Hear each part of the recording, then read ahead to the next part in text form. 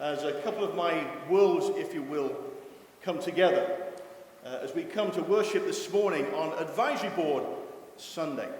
And one of the things I want you to know is that we have an army of volunteers, people in the community, and people who are very busy, very prominent people in the community who come alongside the Salvation Army so that they might better serve the community in which they live. I am very grateful for advisory boards. I've worked with advisory boards for a few years now, not quite as many as Colonel Jones. Few of us have. But it has been one of the most enriching experiences that I have had.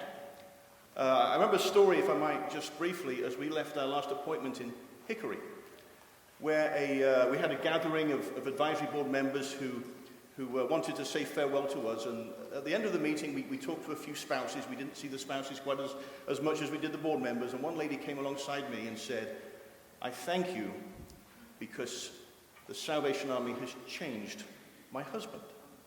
And she told this story about how coming alongside the Salvation Army changed his outlook and perspective.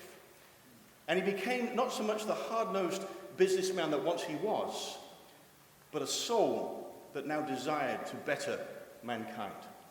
Let me tell you, our board is full of people who desire to better mankind. And what a privilege it is for them to come alongside the Salvation Army. 4 members of the advisory board will be participating in our worship service this morning. A little later on, Lisa Smith will be giving her testimony. I look forward to hearing Lisa's testimony, because one thing I know for sure is she loves the Lord.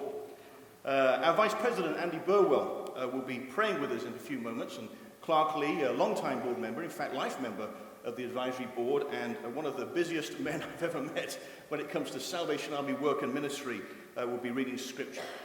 But first of all, I want you to greet and welcome our advisory board chairman, George Mariana, who would like just to say a few words on behalf of the advisory board. Please greet with me our board members.